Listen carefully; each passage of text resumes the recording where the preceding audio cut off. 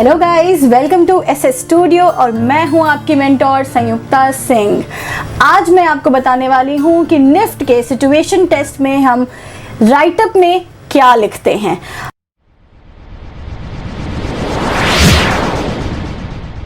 Again आपको तो ये पता ही होगा कि इसे 20% वेटेज दी जाती है।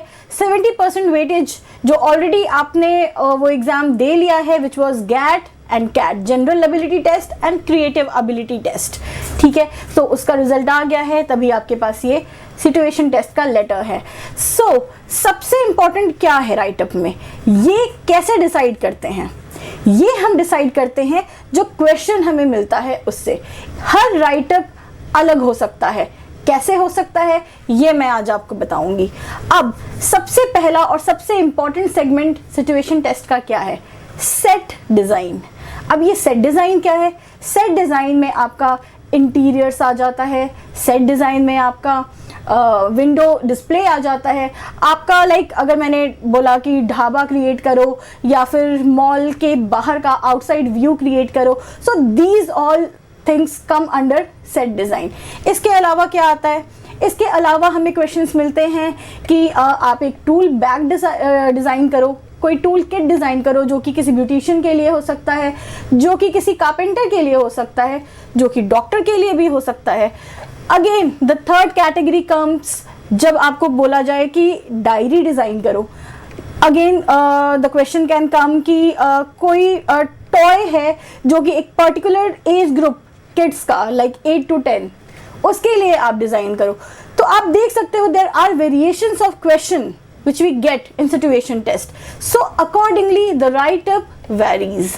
तो अभी मैं आपको बताऊंगी कि हर कैटेगरी के लिए आप राइट अप कैसे लिखते हो। सबसे पहला द सेट डिजाइन, जिसके अंदर अगर कोई इंटीरियर आ जाए जो आपको डिजाइन करना हो, तो हमेशा एक चीज याद रखो। आपको क्वेश्चन मिलता है कि आपको एक किड्स का रूम डिजाइन करना है। Again the question is only asking about kids का रूम, बट आप इसको कैसे एक्सप्लोर कर सकते हो? सबसे पहली चीज हमेशा याद रखो कि आपको बताना है आपके पहले पॉइंट में कि आपने उसका थीम क्या लिया है, उसका इंस्पिरेशन क्या लिया है।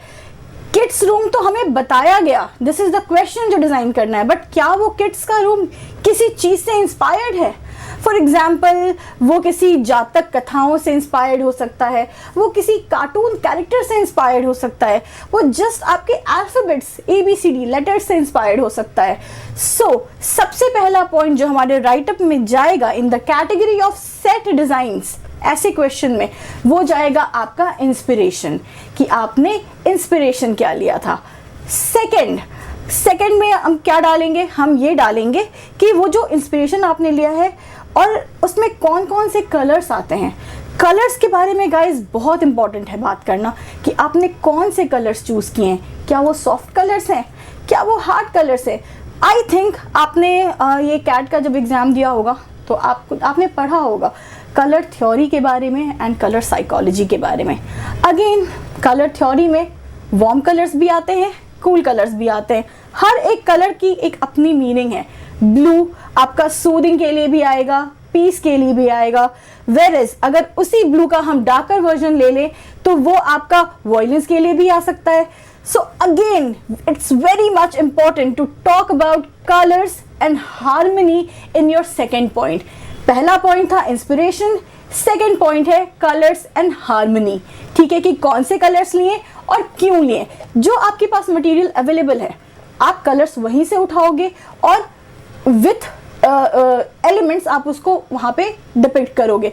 तो बहुत इंपॉर्टेंट है ये बताना कि जो ब्लू लिया है वो क्या डिपिक्ट कर रहा है, जो रेड लिया है वो क्या डिपिक्ट कर रहा है। रेड एक तरफ एंगर भी डिपिक्ट कर सकता है और रेड एक तरफ आपका वाइब्रेंस और ब्राइटनेस भी डिपेंड कर सकता है। तो डिपेंड करता है कि हम उसे किस सिचुएशन में यूज कर रहे हैं। ठीक है, नाउ द थर्ड पॉइंट जो आपने बनाया है उसके क्या क्या एलिमेंट्स है। Talk about the elements in the third point. ठीक है, किड्स का रूम है तो क्या हो सकता है? अगर 8 to 10 एज ग्रुप है हमारे उस बच्चे का, तो हम उसमें क्या डाल सकते हैं?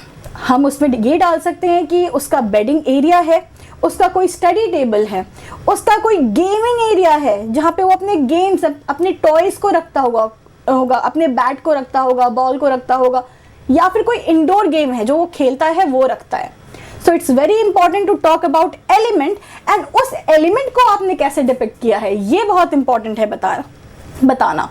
तो इसको आप कैसे बताते हो कि क्या टेक्निक यूज करके आपने वो बनाया है। आपने अगर पेपर यूज किया है तो क्या उसमें किरीगामी यूज की है, क्या उसमें ओरिगामी यूज की है, क्या उसमें क्विलिंग यूज की है, लेयरिंग यूज की है, प्लीटिंग यूज की है, कटवर्क यूज किया है, what kind of paper technique it is. सिर्फ पेपर यूज कर देना इज नॉट इम्पॉर्टेंट, पेपर को कैटेगराइज करो कि किस टेक्निक में उसको यूज किया है। ठीक है, अगेन आपने अगर क्ले यूज किया है तो उस क्ले को आपने कहाँ पे यूज किया है और क्यों यूज किया है। अगर उस क्ले का कोई कलर है तो वो कलर क्या डिपिक्ट कर रहा है।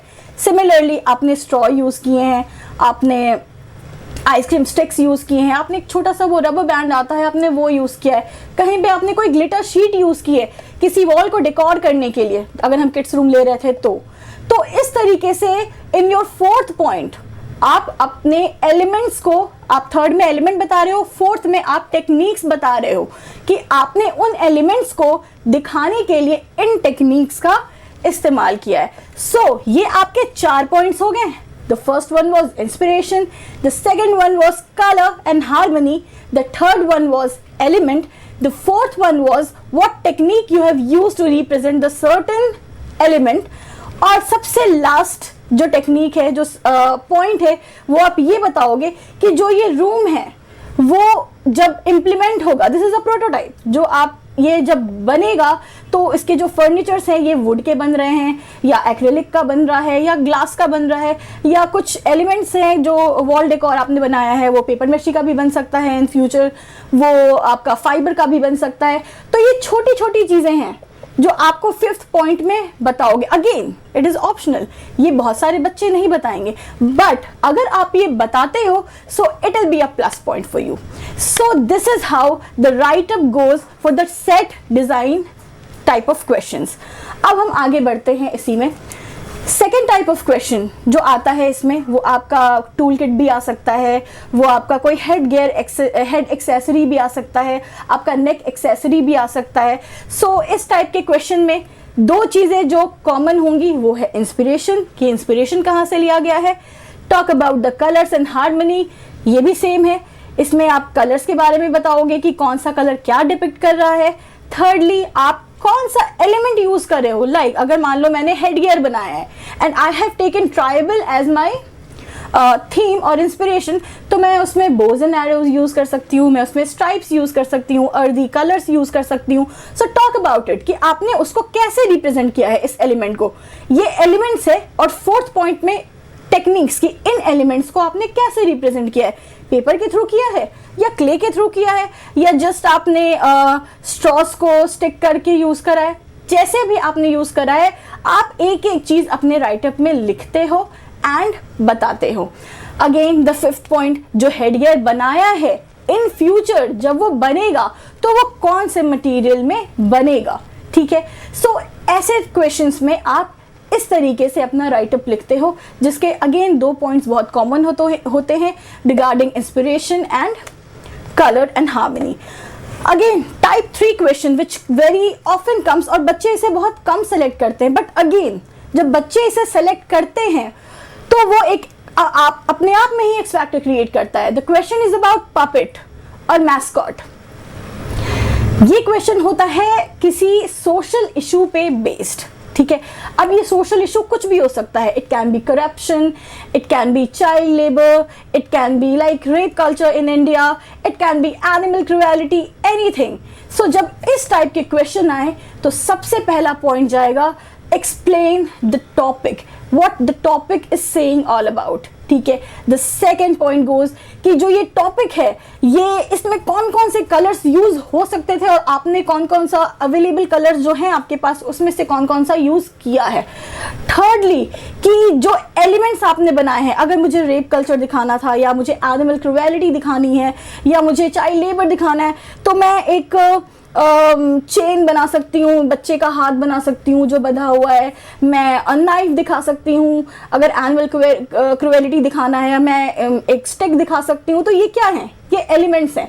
तो talk about the elements in your third point and lastly 4 point में हम क्या बताएंगे, हम एक स्टोरी डेडिकेट कर सकते हैं उस पर्टिकुलर क्वेश्चन पे कि क्या होना चाहिए सोसाइटी में और क्या नहीं होना चाहिए। सो गाइज, अगर सोशल अवेयरनेस का क्वेश्चन है तो आप अपने 4th पॉइंट में उसे किसी स्टोरी के थ्रू एक्सप्लेन कर सकते हो, ब्यूटीफुली एक्सप्लेन कर सकते हो, डिपिक्ट कर सकते हो। इसमें 5th point is not so much necessary.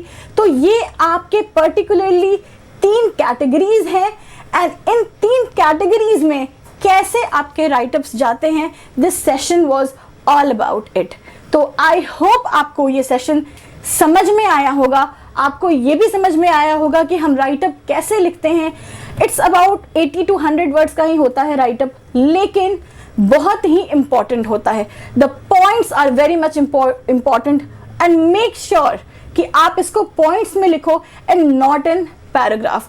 कुछ इंपॉर्टेंट जो एलिमेंट्स होंगे, जो टेक्निक्स होगा, उसको आप अंडरलाइन भी कर सकते हो। हमेशा याद रखना, उसको अंडरलाइन कर दो, ठीक है। It would be more attractive, ठीक है। एंड आपका जो भी क्वेश्चन आता है, मेक श्योर कि आप राइटअप पे अपना नहीं भी तो 10 to 15 minutes, not 10, I am sorry, approx 20 to 25 minutes दो राइटअप पे, बिकॉज नो डाउट आपका मॉडल अच्छा होगा, it will automatically attract your invigilator और एग्जामिनर कि वो आपका राइटअप पढ़े, ठीक है। So guys, do tell me आपको कैसा लगा ये सेशन जिसमें मैंने आपको राइटअप के बारे में बताया है। आप मुझे अपने व्यूज़, अपने क्वेश्चंस, अपने doubts and queries comment section में जाकर के पूछ सकते हो। मैं आपके सारे डाउट्स को क्लियर करूँगी। ऑल्सो अगर आपकी कोई डिमांड है कि किसी इंटीरियर पे या किसी पापेट पे मुझे कोई सेशन करना चाहिए, so do let me know through your comments. Till then, take care and bye bye.